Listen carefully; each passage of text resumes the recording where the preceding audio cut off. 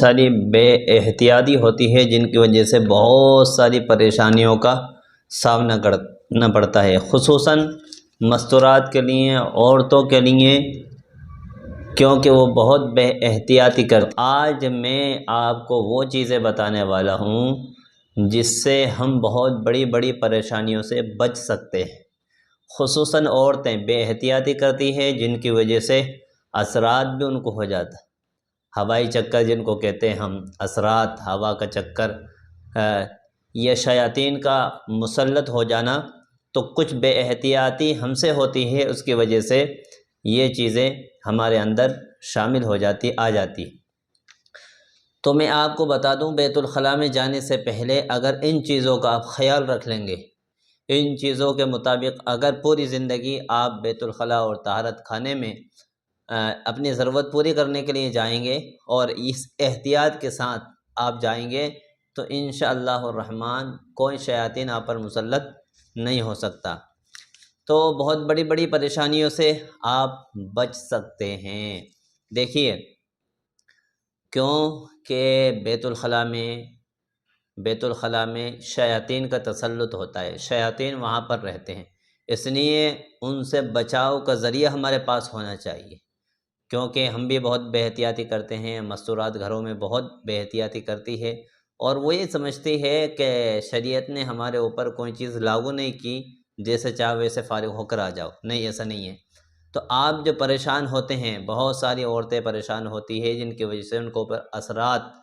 ہو جاتے ہیں اور ہوا کا چکر ان کے اوپر ہو جاتا ہے، تو اس سے بچاؤ کا ذریعہ ہے اگر ان چیزوں کے ساتھ عمل کر لیا آپ نے۔ ایک تو یہ ہے کہ بے احتیاطی یہ کی جاتی ہے کہ ہم جب ٹوائلٹ میں جاتے ہیں، بیت الخلاء میں جاتے ہیں، طہارت خانے میں جاتے ہیں، تو دعا نہیں پڑھتے۔ اگر ہم نے دعا پڑھ لی، بیت الخلاء میں جانے سے پہلے کہ دعا پڑھ لی، تو شیطان اس کے اندر جو رہتے ہیں نا، شیاطین خبیث جو رہتے ہیں، وہ دور ہو جاتے ہیں۔ اللہم انی اعوذ بک من الخبث والخبائث۔ تو ایک تو یہ کام کریں آپ کہ دعا سب سے پہلے آپ پڑھ لیں، ٹھیک ہے، اور اس کے بعد سر ڈھانک کر جائیں۔ سر ڈھانک کر اگر جائیں گے اہتمام کے ساتھ، تو یہ جو بیماری ہوتی ہے نا، اس لیے علماء نے لکھا ہے کہ جو بال جھڑنے کی بیماری ہے، بال بہت سارے لوگوں کو جھڑتے ہیں، یہاں تک کہ نوجوانوں کے جھڑتے ہیں، مستورات تو بال کے بارے میں بہت فکر مند ہوتی ہیں، ان کے بال بہت تیز زیادہ جھڑتے ہیں،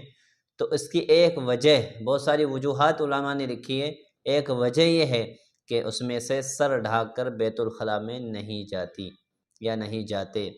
تو سر ڈھانک کر جائیں گے تو شریعت نے کہا ہے، شریعت بھی کہتی آپ ٹوپی لگا کر جاؤ، آپ روپٹہ لے کر جاؤ کہ شیطان کا تسلط ہمارے اوپر نہ ہو۔ تو اس لیے بہت ساری بیماریاں، حافظہ کمزور ہوتا ہے، اور بھی بہت ساری چیزیں، بہت ساری بیماریاں پیدا ہو جاتی ہیں، دماغ کمزور ہوتا ہے، وہ اس وجہ سے کہ سر ڈھانک کر ہم کہاں نہیں جاتے، بیت الخلاء میں نہیں جاتے، ٹھیک ہے۔ ایک قبلے کی طرف رخ کرنا، یہ بھی بے احتیاطی ہے، قبلے کی طرف رخ نہیں ہونا جہاں بھی ہوں۔ آج کل تو عام طور پر اس احتیاط کے ساتھ بنائے جاتے ہیں بیت الخلاء، طہارت خانے وغیرہ، نہ پیٹھ ہو نہ رخ ہو، دونوں نہیں ہو۔ ایک چیز بے احتیاطی جو کرتے ہیں جس کی وجہ سے ہم کو پریشانی اٹھانی پڑتی ہے، وہ ہے اطمینان سے نہیں کرتے۔ جس چیز کے لیے آپ فارغ ہونے گئے ہیں، اطمینان سے اس کو پورا کر لیجئے۔ جلد بازی سے بہت ساری بیماری بھی اس میں بن سکتی ہے، بہت ساری پریشانی آپ کو اٹھانی پڑتی ہے، کچھ قطرے پیشاب کے رہ جاتے ہیں یا اس کے، تو اطمینان سے فارغ ہوئیے، تو بہت ساری بیماریوں سے بھی آپ بچ جائیں گے، اور بہت آگے کے لیے کیونکہ ناپاکی جو ہے اس سے بھی آپ بچ جائیں گے۔ اور جب پاک صاف رہو گے تو بہت ساری چیزیں، انسان کو ویسے ہی پاک صاف رہنے سے بہت ساری بیماری دور ہوتی ہے، اور عبادت کے لیے بھی پاک صاف ہونا ضروری ہے۔ ایک بے احتیاطی یہ کرتے ہیں ہم، پیشاب، غسل خانے میں پیشاب کرتے ہیں، اس سے بھی حافظہ کمزور ہوتا ہے، اور یہ بھی بری عادت ہے۔ یعنی جہاں نہانے کی جگہ ہے غسل خانہ، اس میں ہم پیشاب کرتے ہیں۔ آج کل کا جو بیت الخلاء ہے، فوراً وہ غسل خانہ ہے جو فوراً پانی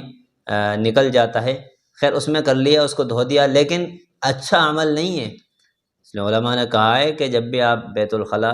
الگ ہو اور پیشاب گھر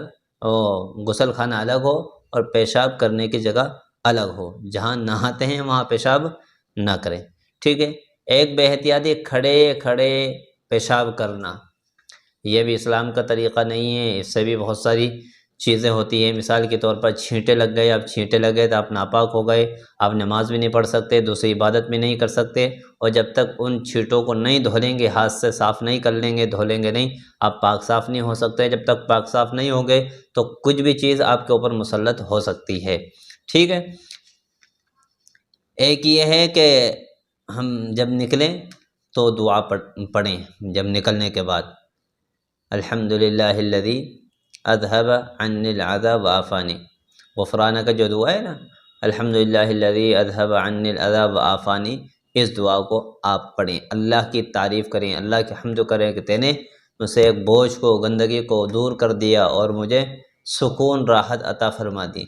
تو یہ بیت الخلاء میں یہ آداب ہیں، اگر ان کے ساتھ آپ نے عمل کر لیا، ان اہتمام کر لیا ان چیزوں کا، تو بہت بڑی بڑی پریشانیوں سے آپ